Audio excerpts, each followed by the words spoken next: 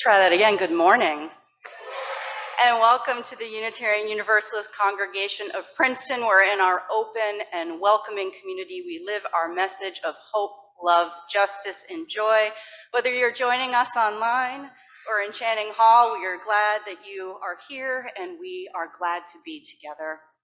We extend a special welcome to our visitors this morning. We invite our in-person guests to stop by our newcomer table in Robinson Lounge so we can answer your questions, get to know you a little bit. And our online visitors, you can send an email to our office at uuprinceton.org to receive news of all of our events and activities. And we do have quite a few beginning this morning. So this is a public announcement about our spice packing service project today. Can you imagine only eating bland foods without seasoning day after day?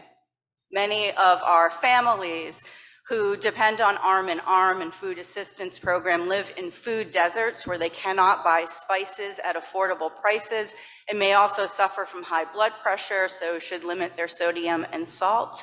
So spice and salt-free seasoning mixes help make their foods healthier and more satisfying. And today, we can all help together after the service in the Founders Room, where we will pack a bunch of different kinds of spices into individual baggies that will be delivered to Arm in Arm on Valentine's Day. And children are welcome with their grown-ups to participate all together in this. It is organized by our Social Justice Caring for Our Neighbors ministry. There is also a young adult meetup today in Robinson Lounge. You want to look for Emma Moore and Jenna Fine and Kelly. And we also have a bunch of other programs happening this week and next week. Our bereavement groups and our Women's Alliance program is this week. We have a guest speaker presenting and a short story hour next week, so please check eHappenings for all the latest information. And I also want to point out to those of you that enjoy those green tote bags, those worship exploration bags, there are some special things in those today. There are the starts of Valentines with stickers that you can color and decorate, and some coloring pages. So if you miss picking one up, please do find one. They're right outside the door to Channing. And now let us gather with thanks and praise for our presence together this morning, for our lives, our gifts. I invite you to take a deep breath in and out. And may we feel deeply, may you feel deeply that your life is a gift. In this community of faith, may we find companionship, those who may help us bear failures, pains, and losses. And may we be such companions to others, rejoicing together in times of happiness, sharing our care in fearful hours.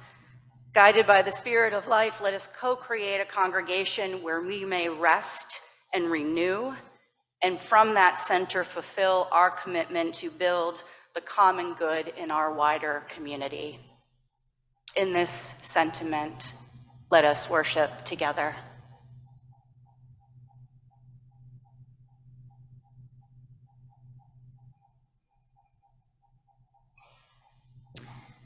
Sometimes love is the smile of a stranger.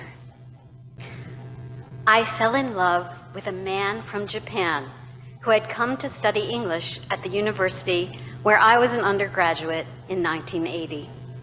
This young man's interest in English had been inspired by his love of the Beatles, especially John Lennon. He chose New York as the place to further his English language study because that's where John and Yoko were living at the time. Like John Lennon, this young man played the guitar, and he sang. Imagine there's no countries, it isn't hard to do. We were both dreamers. We followed each other back and forth around the globe, Tokyo, New York, until we married in 1984. After we married, we spent the next few years living in Japan, nurturing friendships and especially family ties. We believed deeply in our international marriage, in the blending of our cultures and languages. When our daughter Maya was born in 1989, we had been living in New Jersey for some years, but every summer we flew back to Japan to spend time with his loving family. One day in June 1996, a few short weeks before our planned ritual summer trip, an incident made it abundantly clear to me that our marriage was threatened. I hesitated. I told my husband that under the circumstances, I would not go to Japan with him as usual. My absence, of course, would have raised eyebrows, perhaps caused him a loss of face. He begged me to go and made promises. In the spirit of hope and family, I acquiesced. During the 12 hours trapped in the plane, however, I came to know in my bones that our marriage was not going to survive. We landed in Tokyo and made our way to the family home. As soon as I embraced my mother-in-law, I was unable to keep my anguish buried behind a facade of familial unity. My tears burst forth and our cover disintegrated. I couldn't stay there.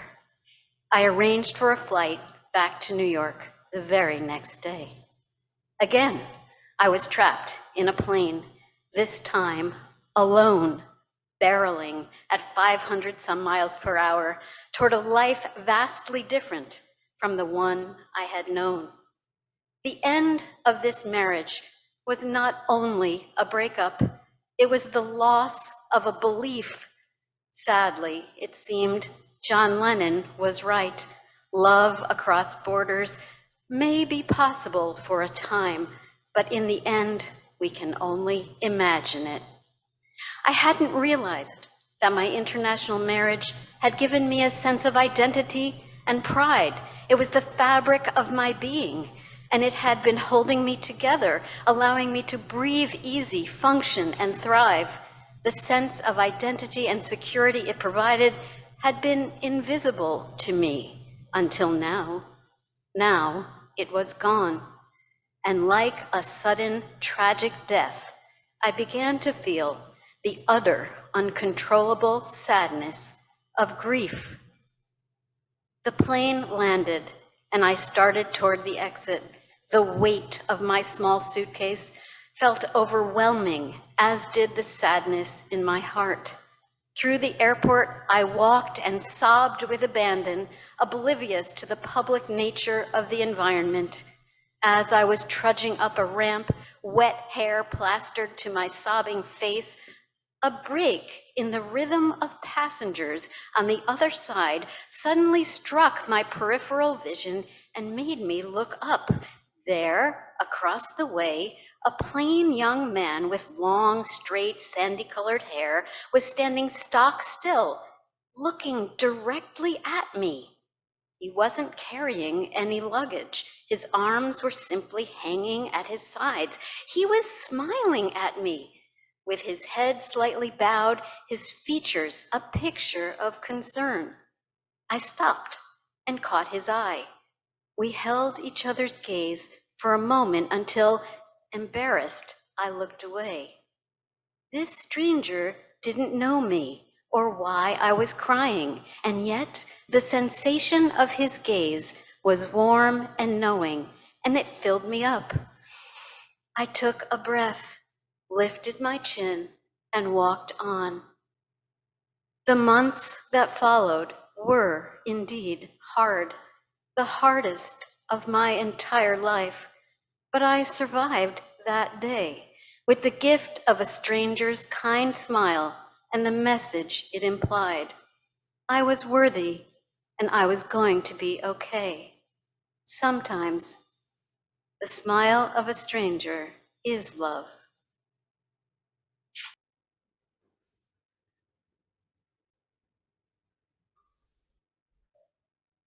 Let us join together in the spirit of prayer.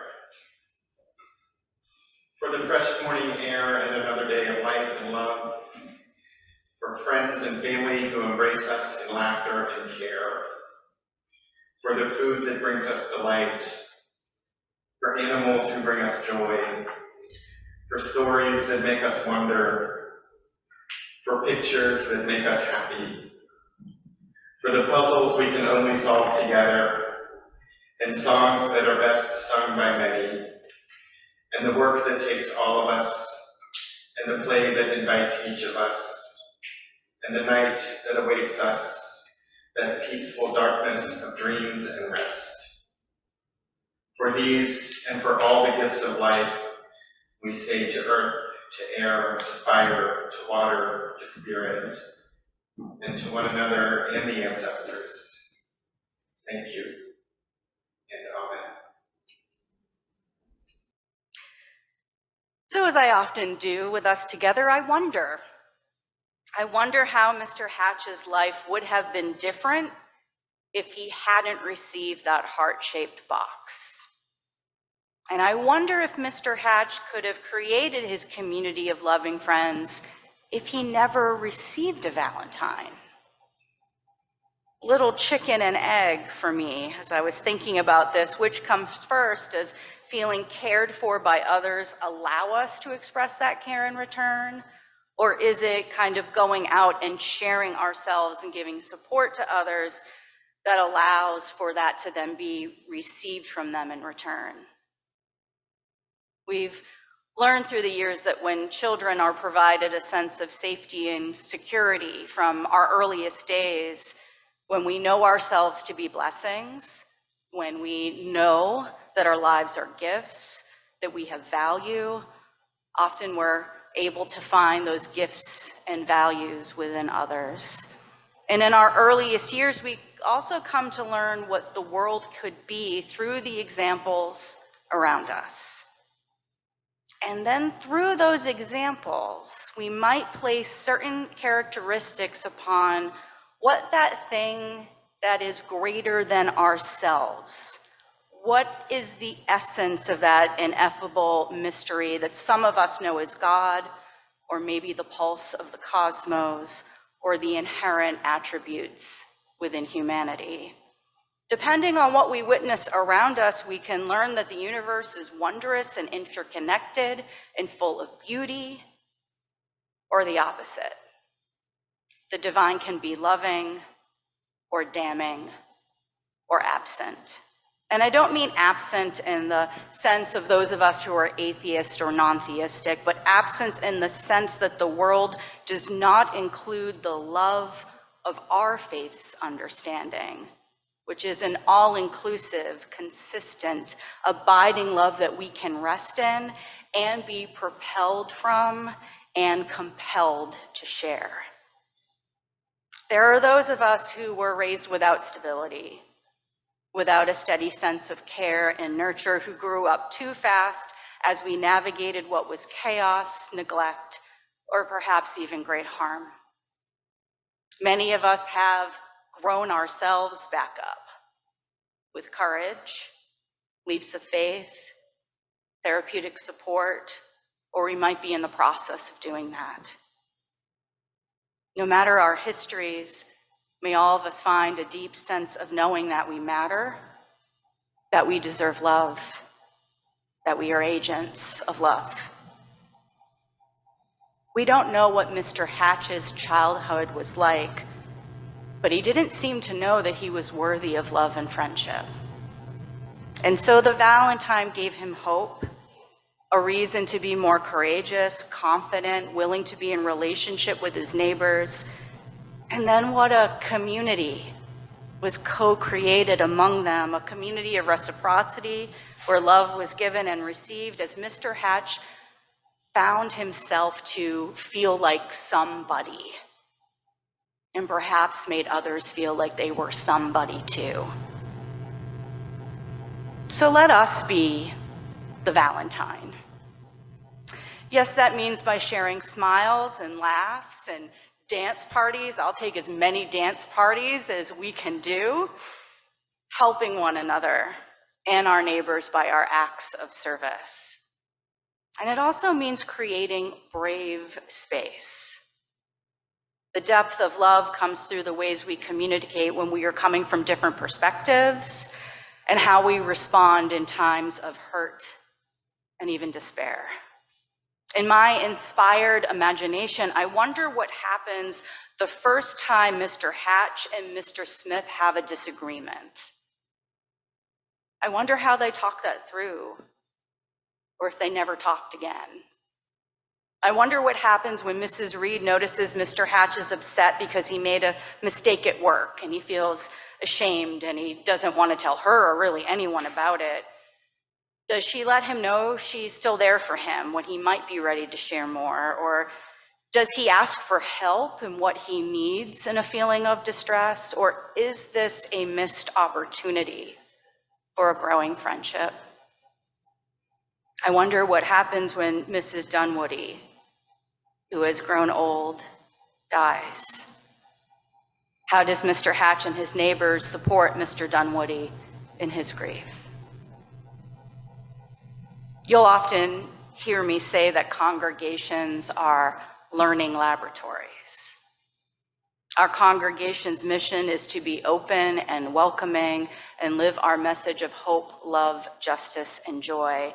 And we come, and here we practice that mission intentionally with one another, with authenticity and integrity, so we can go and amplify that in the world with our family, with our friends, with neighbors and stranger, individually, collectively.